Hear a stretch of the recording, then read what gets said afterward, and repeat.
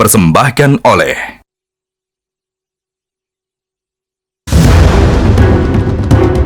Jadi ketika begini kita aman membangun industri manufacturing tenda pertama di Indonesia. I appreciate your enthusiasm. Gitar bambu, bass bambu, biola bambu, drum bambu, dan saya pun membentuk grup musik namanya The Bamboo Essential. Kami menciptakan produk oleh-oleh kekinian biasa dikenal dengan tote bag. Keunggulannya terletak pada motif kami yang memiliki kisah, unik, dan juga edukatif. Saya rasa produknya solid, jahitan bagus, termos juga bagus, kualitasnya itu oke lah. Saya masih agak ragu-ragu karena udah pernah pengalaman di IP itu sangat susah di Indonesia.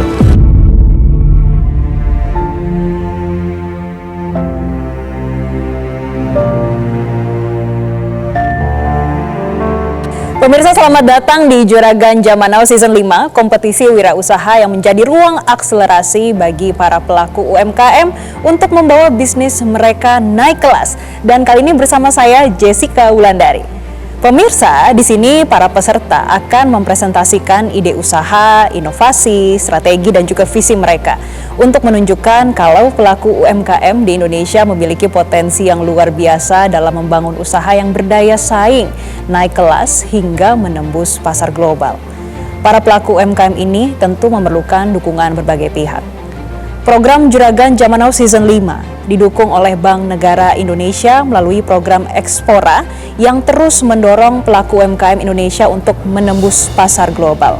Lewat Ekspora, UMKM akan didampingi menjadi go produktif dengan edukasi dan akses permodalan, go digital melalui digitalisasi usaha dan pasar online, serta go global yang membuka akses ke buyer internasional. Karena bersama BNI, peluang bisnis semakin terbuka luas untuk naik kelas dan go internasional. Ekspor jadi mudah bersama Ekspora. Dan selengkapnya di ekspora.bni.co.id. Pemirsa, pada hari ini ada 3 peserta yang akan mempresentasikan terkait dengan usaha mereka di hadapan para panelis. Langsung saja kita mulai dengan peserta yang pertama. Kita simak pemirsa.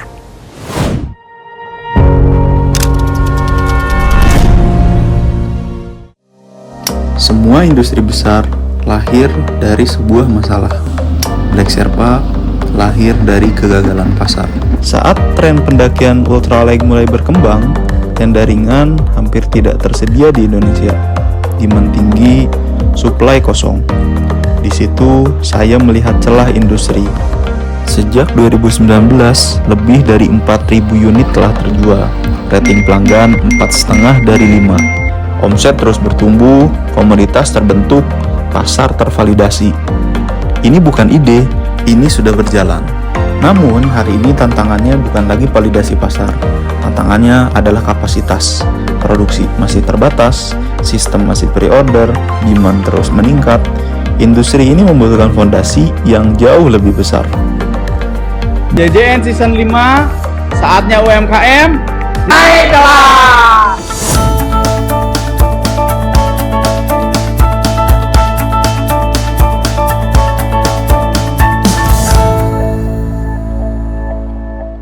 Video tadi adalah perjalanan kami.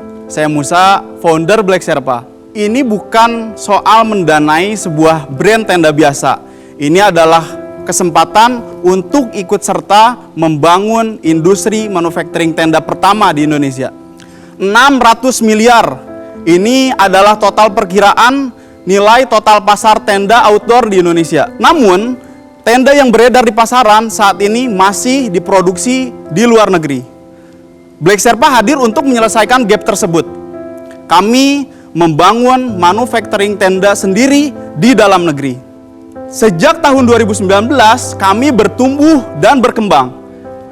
Revenue paling tinggi kami ada di tahun 2023 dengan 1,6 miliar rupiah.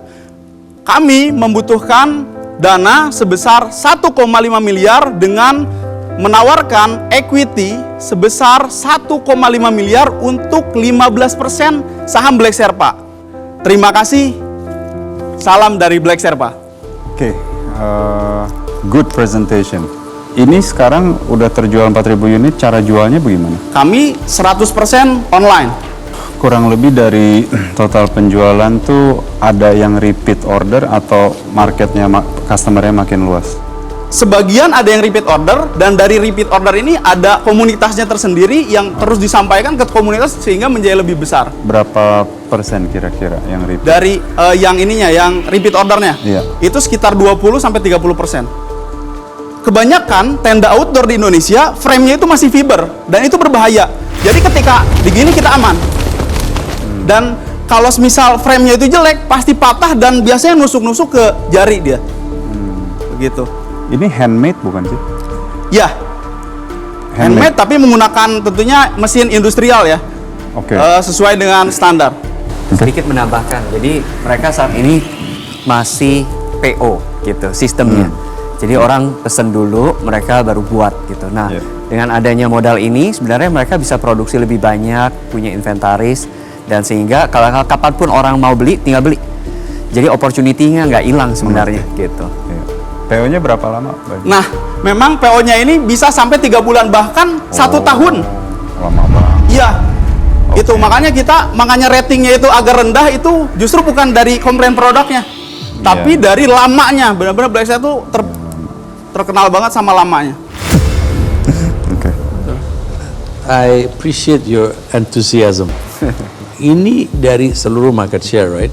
Berapa persen dari yang 699 ini online aja? Ya, ini online aja. Jadi market online di Indonesia untuk tenda itu 699 hanya online. Enggak. Tentunya online ini dia besar banget kalau online. Kita di industri outdoor justru lebih sedikit sekarang di offline-nya. Oke, I think itu sementara itu dulu karena saya ingin tahu karena yang terpenting menurut saya adalah akan bicara lebih dalam mengenai strukturnya. Karena produknya ada, marketnya ada. I think the structure yang mesti bisa dipertanggungjawabkan. Saya akan lihat, tadi saya belum baca, saya akan baca dulu, mungkin saya akan kembali bicara soal struktur tadi. Oke, baik. Thank Pak you. Rex, silakan Pak. Ya, saya nggak terlalu paham industrinya ya, walaupun masa muda dulu kayak Mas juga gitu ya. Baik. Jadi mungkin pertanyaan saya cukup simple ya. Di market itu, apa sih yang menjadi dasar atau alasan mereka membeli tenda seperti ini? Yes. Ini yang poin juga yang menarik, di mana para penggiat outdoor di Indonesia itu sudah mulai tercerahkan dan kesadaran akan memilih tenda yang ringan tapi juga safe. Istilah kami ada self support, itu menjadi dorongan untuk membeli sekali tapi juga sustain si produknya. Dan tentunya karena ini produksi dalam negeri, kita ada repair gear tersendiri. Nah, itu juga menjadi USP-nya. Apa produk ini tidak bisa ditiru oleh kompetitor yang besar atau like a big company? Ini kenyataannya, di mana semua brand besar itu dia nggak mau ribet dan langsung ke China. So, dengan kata lain, kalau pembelian tenda seperti ini tuh lebih ke arah fungsional ya, Yes. tidak ada emosionalnya gitu. Yes, nggak ada fungsional.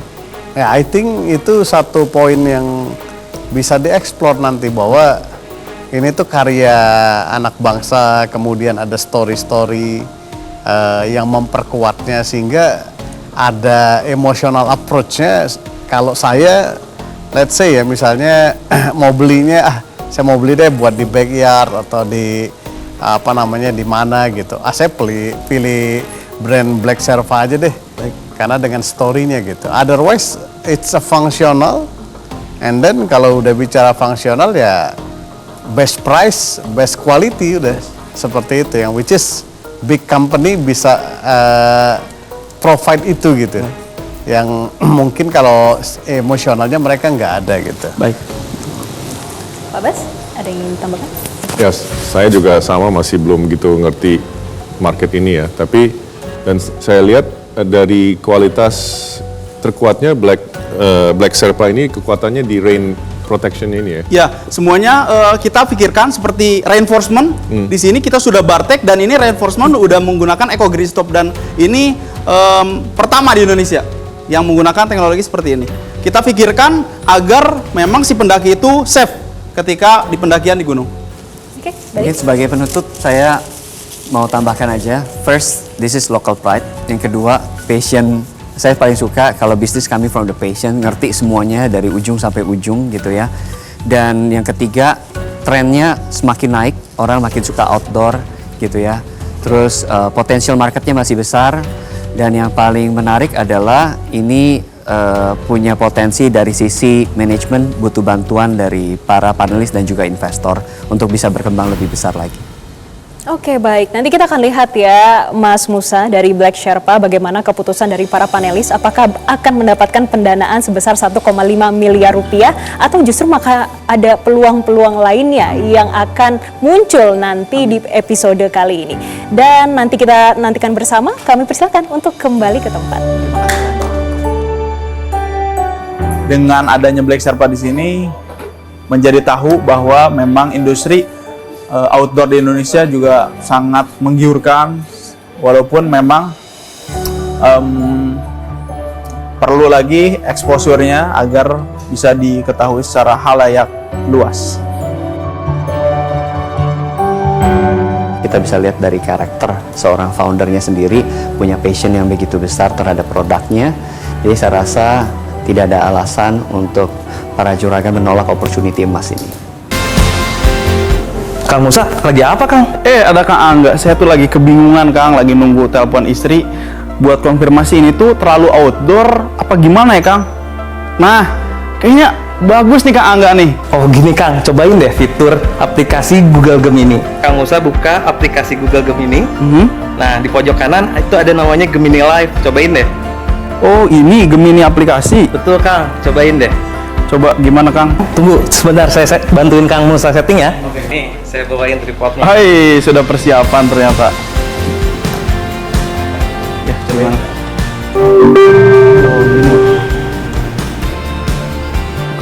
Halo Gemini, gimana penampilan saya? Udah oke belum buat presentasi? Halo, dengan kaos hitam dan celana abu-abu itu kamu terlihat rapi dan santai. Tapi untuk presentasi, apa kamu mau coba pakai kemeja atau baju yang lebih formal? Tuh kan, keren kan Kang? Keren bisa. Google Gemini atuh. Berarti kayaknya ini harus ganti nih, ada beberapa pilihan sih saya.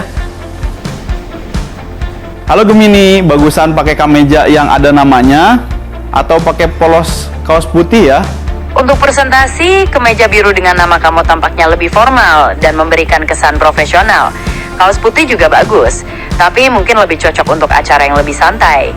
Kamu sendiri suka yang mana? Wah, bener. Mantap nih Google Gemini nih. Keren ya Kang ya? Bener, keren. Kang, saya tinggal dulu ya. Siap. Kamu siap-siap. Oke, hatur nuhun Kang Angga. Gemini, temenin aku latihan presentasi ya.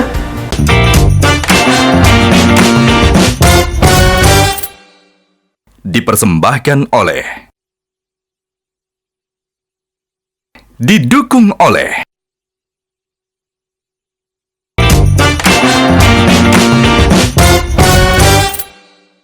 dipersembahkan oleh, didukung oleh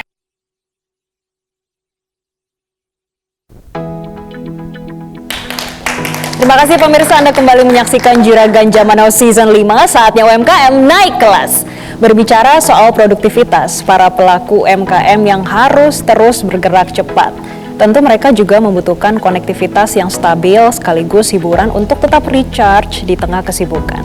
Karena itu, kalau mau produktivitas aman plus hiburan non-stop tapi tetap hemat, ada yang spesial untuk pengguna Telkomsel Halo, yaitu penuhi kebutuhanmu dengan ragam paket dari Halo Digital Deals, mulai dari Netflix Mobile, YouTube Premium, HBO Max, hingga Spotify. Aktivasi paketnya dengan mudah melalui aplikasi My Telkomsel atau mengunjungi telcel.id/halodeals untuk informasi selengkapnya. Dan selanjutnya kita sambut peserta kedua yang akan presentasi di hadapan para panelis. Berawal dari keprihatinannya terhadap kurangnya pemanfaatan bambu di sekitar tempat tinggalnya, Adang Muhyiddin mendirikan usaha yang ia beri nama Vira Geawi Indonesia, sebuah usaha yang mengolah bambu menjadi karya seni bernilai tinggi.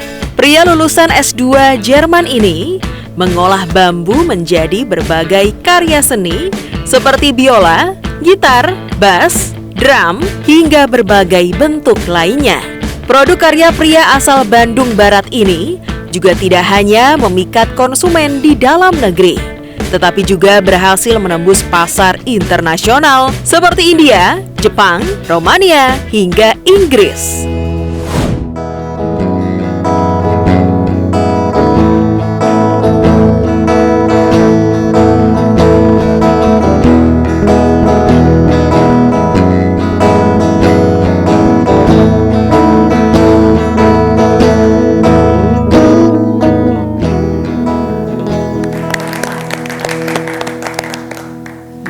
Baik para juragan, ini salah satu alat musik modern, gitar yang kami produksi di Pirage Awi Indonesia.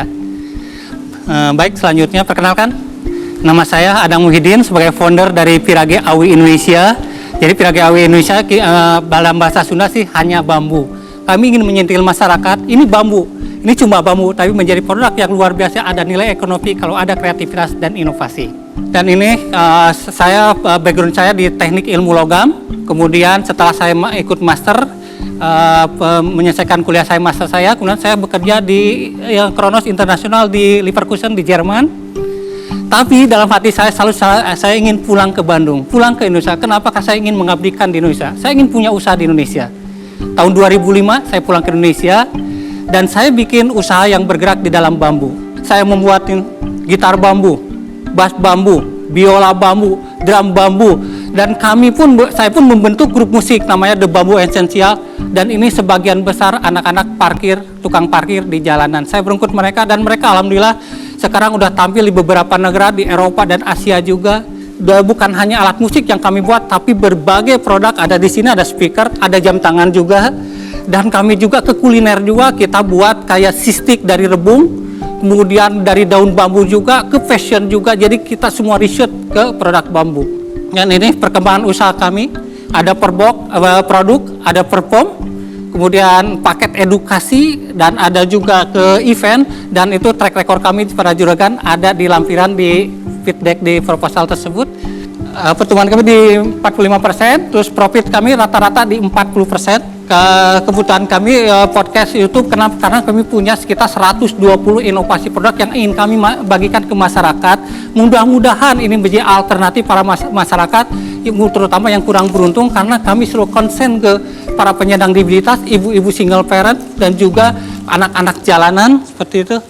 Penjualannya sekarang gimana? Kalau penjualan sekarang banyak para BUMN, jadi kebanyakan sih untuk B2B. Oh, B2B. Tapi sekarang mulai Januari 2026 ini kita mulai ke marketplace, mulai ke B2C. Ya. Jadi dari banyak kategori yang Bapak jual nih, penjualan volume paling tinggi adalah instrumen musik, terutama gitar. Kalau setelah COVID itu di kerajinan. Oke. Tapi berapa sekarang, persen, Pak? Kalau setelah COVID kita di 80% itu di kerajinan. Oh. Kalau sebelum COVID itu hampir 90% di musik. Tadi udah ditanyain Pak Reno, mungkin itu saya hanya ingin meng-underline. Jadi yang sekarang banyak untuk kerajinannya ataupun produksinya ini lebih pada kerajinan ya. Betul. Bukan pada alat musik. Untuk alat musiknya ya menurun, tapi untuk yang performnya itu semakin meningkat. Right. Dan pelatihan edukasinya, pelatihannya banyak meningkat. Ya, jadi sebetulnya kalau mau dilihat itu sudah jalan. Ini adalah ide yang baru yang udah pernah diproduksi, tinggal dilihat bagaimana untuk perkembangan berikutnya itu yang belum terpikirkan sekarang gitu. Iya kan, artinya alat-alat musik ini sekarang agak menurun. Ya. Yang gede ada performingnya dan juga ada keinginan untuk melakukan podcast, studio musik dan sebagainya. Kebetulan itu salah satu target kami. Jadi 2026 ini kami ingin buat studio musik itu kita udah direncanakan. Karena kan kami itu kebanyakan itu mereka banyak para pemusik yang ingin berlatih di tempat kami. Itu sih. Jadi itu memang ada nilai ekonomi juga buat kami. Baik. Ada satu hal yang unik yang saya mau share. Silakan Coach. Speaker ini QC-nya orang yang bilang ini go atau no go adalah bisu tuli. Can you imagine deaf? Bisu tuli. Dan dia paling jago untuk mengatakan bahwa ini lolos atau tidak lolos. Dan itu saya bilang, kok bisa? Itu rupanya kayak Spider-Man atau pakai apa gitu. Pakai tangan untuk mengetahuinya. Tangannya dan benar hasilnya. Nah itu unik lah, unik. Interesting, thank you. Oke, baik, kita tutup sesi tanya jawab kali ini, dan Pak Adang tentu nanti panelis juga yang akan menentukan apakah mendapatkan tambahan sebesar 250 juta itu atau tidak. Kita nantikan, dan saat ini kami persilakan untuk kembali ke tempat.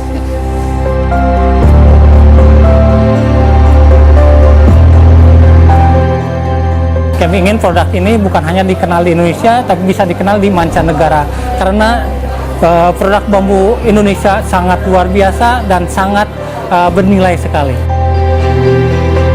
Padang perlu menggandeng lebih banyak lagi edukator-edukator yang bisa mengendorse produk-produk yang sudah digunakan atau sudah dipakai oleh perusahaan-perusahaan besar. Dan saya percaya apa yang dilakukan sekarang akan terwujud di tahun 2030 nanti, punya edu wisata bambu di Bandung. Keren banget.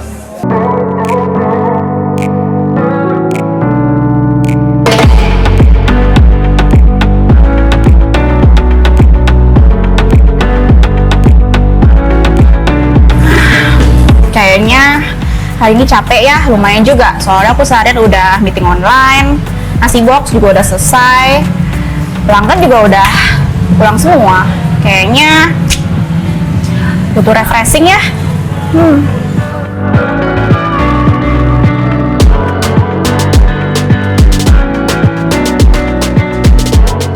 Yah, kok buffering sih? Kan aku mau me time sambil nonton. Ini kuotanya masa udah habis? Padahal aku baru isi kemarin. Kenapa? Kok infonya gue ngelangin sih? Kuotanya udah habis. Iya nih, kan aku baru isi kemarin. Tapi kok kuotanya udah habis? Nah ini nih, aku mau kasih tau kamu. Sekarang aku udah tahu paket kuota yang nggak habis-habis. Nih, paket Telkomsel Halo Plus 250.000. Kuota datanya mulai 300 giga. Ada kuota roamingnya juga 3 giga. Buat nanti kita liburan. Yang paling penting, konektivitasnya lancar banget. Nggak cuma kuota gede. Di sini kita juga dapat benefit bebas biaya berlangganan bulanan Prime Video. Selain itu, bisa pilih bebas langganan Netflix atau Spotify. Asik kan? Dapat telepon 500 menit dan 500 SMS juga loh. Pas banget buat koordinasi supplier resto ayam kuali kita. Wah, menarik banget. Kalau gitu kita langganan Telkomsel Halo Plus 250.000. Gimana tuh caranya? Untuk daftar Telkomsel Halo atau info selengkapnya bisa kunjungi website tsel.id/daftar-halo atau kunjungi Grapari terdekat. Wah, beneran lancar banget. Kalau gini, aku kan jadi semangat lagi untuk beraktivitas.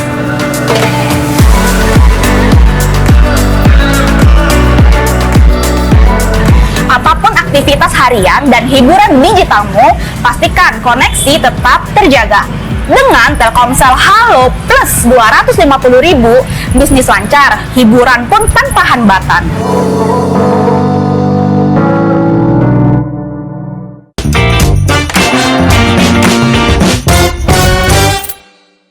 Dipersembahkan oleh, didukung oleh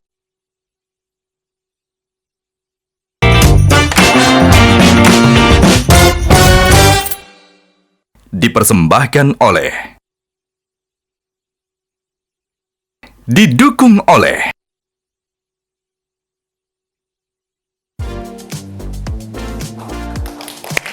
Pemirsa, Anda kembali menyaksikan Juragan Zaman Now Season 5, saatnya UMKM naik kelas. Dan selanjutnya kita akan mengundang peserta berikutnya untuk mempresentasikan bisnis yang dibangun dan dikembangkan di hadapan para panelis. Kita simak ya pemirsa.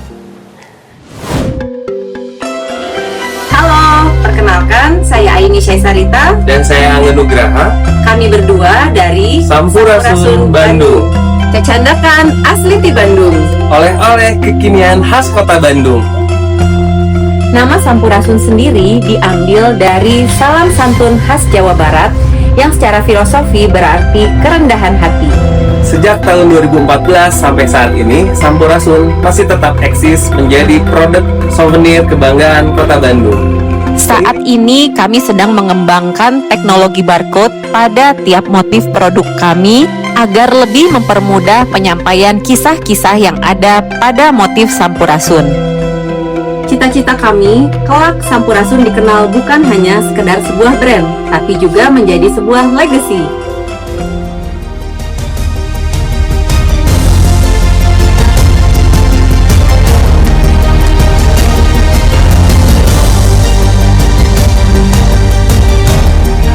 Halo, apa kabar para juragan? Sampurasun.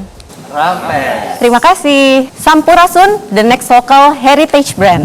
Sampurasun tercipta bukan hanya sekedar sebagai wadah penyimpan barang, tapi Sampurasun juga menjadi sebuah wadah penyimpan ingatan. Nah, saat ini produk kami telah dilengkapi dengan teknologi barcode. Mungkin kalau para juragan memegang produk kami di depan, di situ ada kami cantumkan barcode yang nanti bisa di-scan. Lalu setelah di-scan, barcode tersebut akan mengeluarkan kisah atau cerita pada motif-motif yang ada di produk tersebut. Sampai saat ini lebih dari 100 perusahaan telah memesan produk souvenir kepada kami dan terus terjadi repeat order. Apa yang kami butuhkan yaitu jelas partner bisnis, brand exposure, dan juga permodalan. Berapa modal yang kami butuhkan? 500 juta, karena dengan target harapan kami di tahun 2008 dengan pembukaan store kami di Jalan Braga, untuk penggunaan dananya untuk penyediaan produk store di Jalan Braga Bandung. Target omset per bulan yang kami bisa capai realistis untuk store kami di Jalan Braga itu sekitar 83 juta per bulan. Dengan modal 500 juta, and then untuk membuka outlet di sini dengan ada margin investor 20%, tidak terlalu, it's not business offer gitu. Kita di sini terus terang ibu kalau buka toko dengan terus lebih baik barangnya kita beli, misalnya di saya terus terang aja saya ngomong, saya ada 60 outlet, tomorrow bisa buka barangnya ada di situ, kalau bisa itu lebih baik untuk disampaikan dulu, karena kalau kita untuk berinvest satu di sini dengan 20% dan it's an outlet, kayaknya kurang pada tempatnya untuk produknya. Jadi bukan karena kami ingin membuat uang, tidak terlalu fokus. Mungkin dari saya lebih bagus kalau dilihatnya bagaimana ini produksinya bisa dijaga kualitasnya, masuk ke marketplace yang bisa langsung misalnya diproduksi dengan misalnya langsung berada di 60 outlet atau 60 brick and mortar stores yang udah punya nama. Saya kira lebih bagus condongnya ke sana.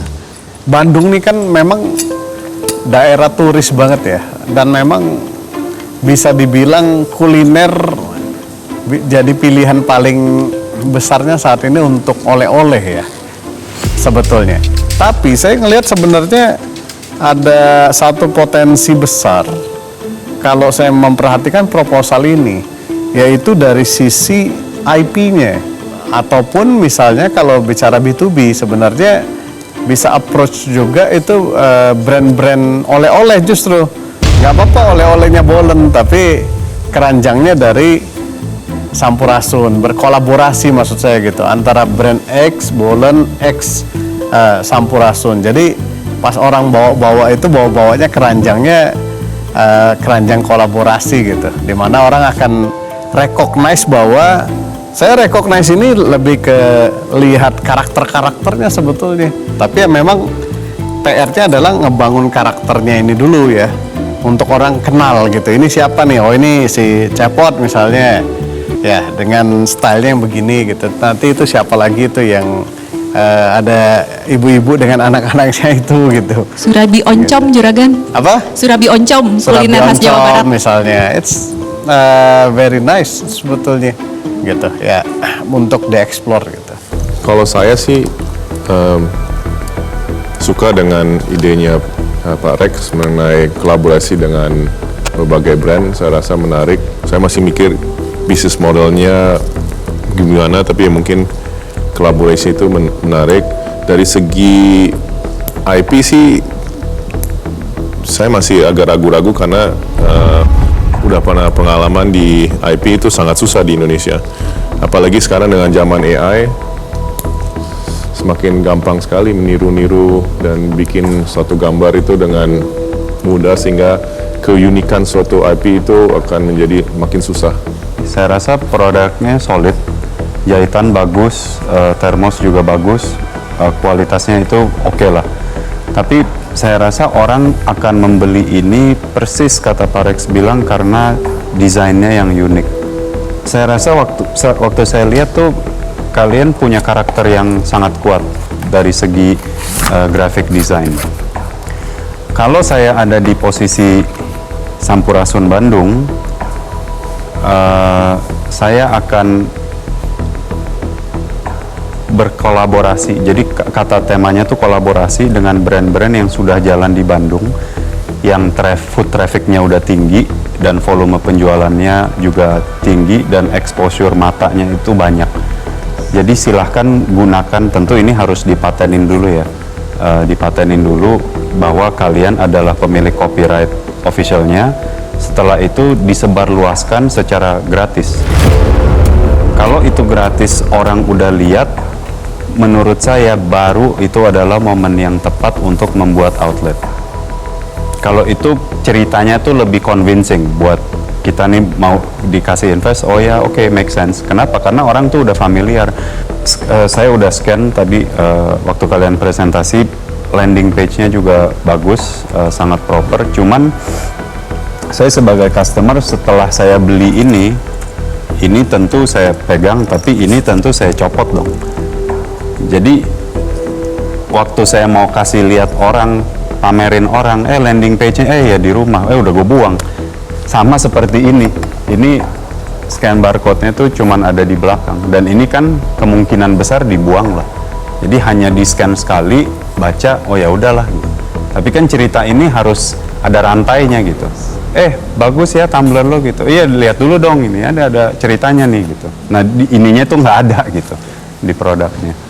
Itu sekian sih, terima kasih. Apa yang dikatakan oleh para juragan sebenarnya on point, karena yang mereka butuhkan adalah sebenarnya branding gitu. Karena mimpinya adalah supaya brand Sampurasun ini bisa menceritakan legenda budaya dengan tepat lewat produk gitu ya. Nah tapi kenyataannya memang bisnis berkata lain. Mereka saat ini secara bisnis lebih dikenal sebagai merchandise B2B. Banyak branding dari corporate. Bagus apa enggak? Bagus secara bisnis gitu ya. Tapi secara mimpi dan visi, mereka ingin agar branding ini nggak dikenal sebagai merchandise corporate B2B. Mereka ingin lebih jauh lagi. Jadi saya rasa kenapa mereka ingin datang ke tempat ini, mereka ingin agar secara branding mereka bisa naik sehingga bisa berkolaborasi dengan beberapa brand besar seperti saran dari para juragan. Baik, kita tutup untuk sesi pendalaman bersama para panelis. Tentunya kita akan nantikan bagaimana hasilnya. Dan untuk saat ini kami persilakan dari Sampurasun Bandung untuk kembali ke tempat. Gugup sih pasti ya, cuman kembali lagi tujuan kami untuk datang ke JJN ini untuk memperkenalkan produk kami yang kami bawa dari Bandung. Ternyata para juragannya tidak semenyeramkan dan menegangkan yang kami bayangkan sebelumnya. Jadi akhirnya ya udah kita ke bawah santai dari situ. Melihat Sampurasun dengan kekuatan IP-nya, karakternya, desainnya, dan juga dari karakter founder yang begitu mencintai budaya, storytelling yang perlu yang diceritakan kepada banyak orang. Ini saya rasa kombinasi yang bagus banget.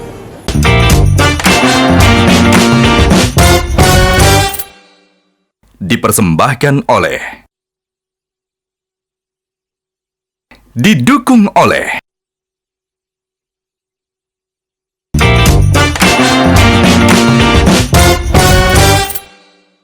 dipersembahkan oleh, didukung oleh.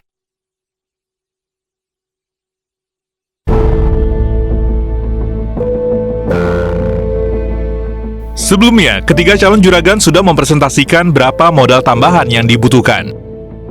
Menawarkan equity sebesar 1,5 miliar untuk 15% saham Black Sherpa.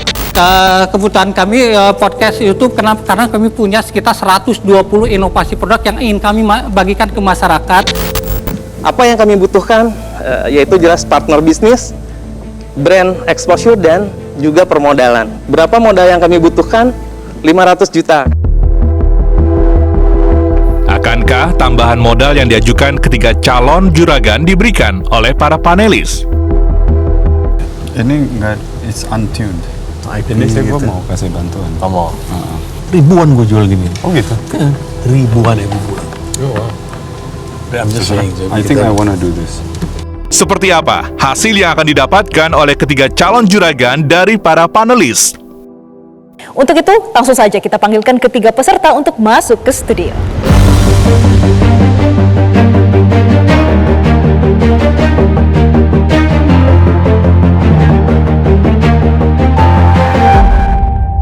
Ya, buat Musa ya, to the point, untuk saat ini kita memutuskan untuk tidak berinvestasi karena memang industrinya kurang kita pahami juga, ya, dan juga mungkin belum tepat waktunya dan lebih cocok mungkin nanti bertemu dengan partner yang pas ya untuk melakukan investasi, dan juga kita tidak memutuskan untuk tidak memberikan bantuan secara dana.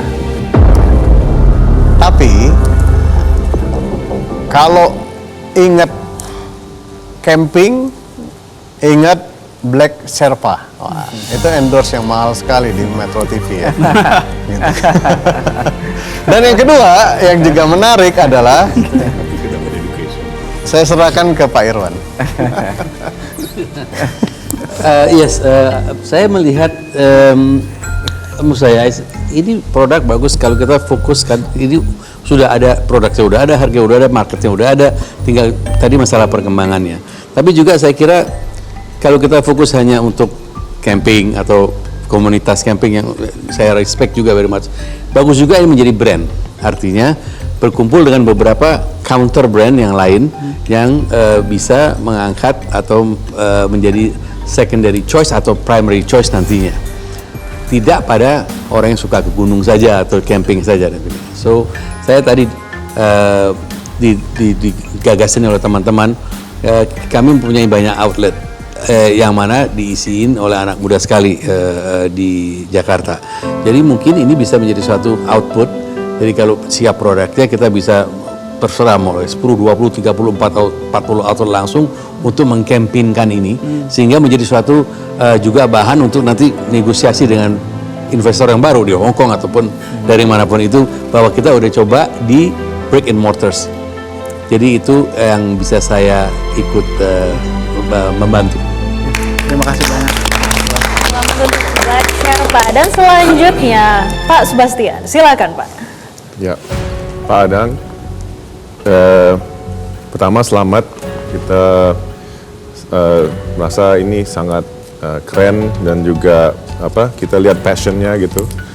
Mungkin dari segi bisnis kita juga kurang ngerti bambu bisnis ya, tapi dan terus terang dari penawarannya kan kita bukan bank ya, ada bank BNI yang yang lebih jago dari buat peminjaman uang.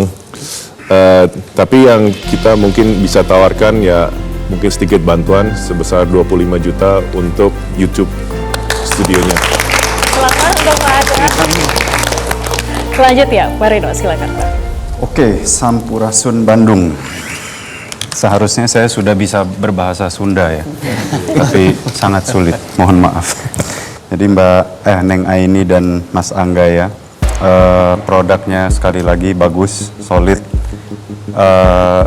Sekali lagi saya ingin garis bawahi bahwa karakteristik dari grafik tersebut sangat menarik, dan saya rasa itu perlu dilestarikan dahulu biar agar ada exposure yang sangat tinggi, baru nanti ke tahap yang berikutnya seperti tadi yang udah dipaparkan ya. Jadi kali ini untuk penawaran outlet baru dengan margin shared margin itu tidak kami terima. Namun kami ingin memberikan sebuah bantuan agar grafik-grafik tersebut itu bisa dipatenkan, jadi dimiliki copyright-nya. Karena itu yang menjadi kunci penting ya untuk exposure dan yang nanti akan terefleksikan terhadap brand Sampurasun tersebut. Maka dari itu kami menawarkan dana bantuan sebesar 10 juta rupiah dan apabila diperlukan untuk pendaftaran hakinya, perusahaan ini yang saya kurang ngerti ya, namanya Astera Group bisa ikut bantu. Dan seolah-olah juga saya tidak memiliki banyak toko, tapi orang sebelah saya memiliki banyak toko. Beliau akan membantu untuk mendisplay dan bantu menjual barangnya di outlet-outlet mau 10, 20, 30. Ini saya seolah-olah yang punya ya gitu, tapi enggak. Saya ngomong on behalf of Jadi terima kasih atas bantuan Urban Icon. Sedikit paksaan dari Pak Reno, enggak tidak. Saya kira ini bagus sekali untuk di produk ini diserahkan kepada marketplace secara real. Jadi kita tadi kan daripada outlet bisa langsung jump in dengan tergantung produksinya, kita bisa lihat di mana nanti kita bisa pilih. Selamat untuk ketiga peserta Juragan Zaman Now Season 5 pada episode kali ini. Tapi tidak berhenti sampai sini, karena kita juga akan bertanya kira-kira siapa yang akan menjadi terjuragan pada episode kali ini. Langsung saja kita tanyakan kepada Pak Irwan, kira-kira siapa Pak?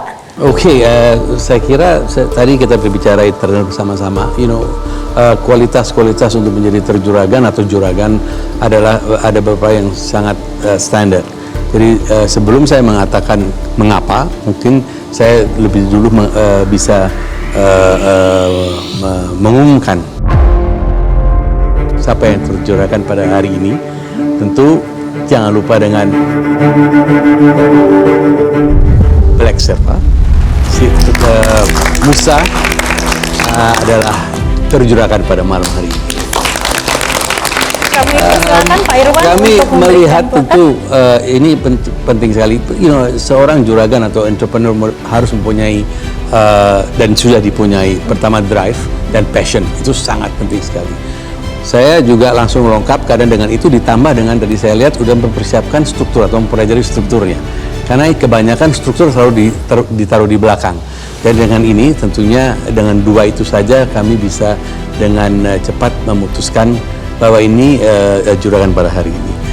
Tentunya ini juga contoh baik untuk yang lainnya supaya struktur itu sangat penting untuk dipikirkan sebelum bisa maju lagi ke langkah berikutnya. Congratulations. Selamat untuk Black Sherpa. Kami persilakan untuk ke tengah. Dan sambil saya jalan mendapat dana tambahan sebanyak 10 juta rupiah. Wah, terima kasih. Thank you. Congratulations. All the best. Carry on. Thank you. Untuk kembali ke tempat.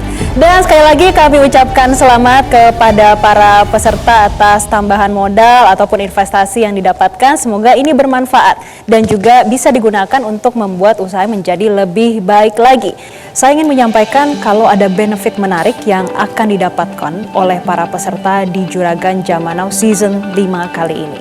Para peserta akan mendapatkan berbagai dukungan dari Google Gemini yang bisa membantu mendorong perkembangan usaha untuk naik kelas. Setiap peserta akan mendapatkan spot billboard untuk mempromosikan usaha. Tidak hanya itu, para peserta juga akan mendapatkan training dari Gemini Academy yang dapat membantu mempermudah pengelolaan dan pengembangan usaha di era digital.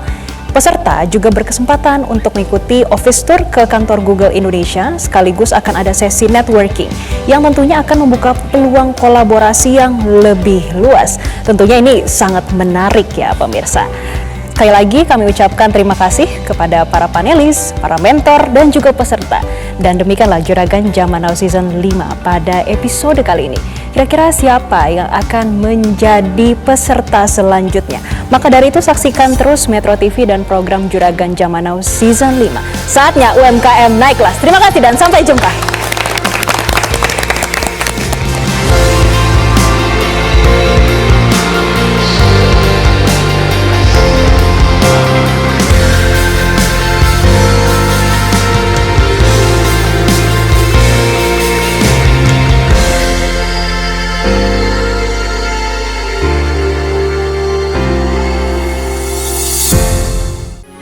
Metro TV.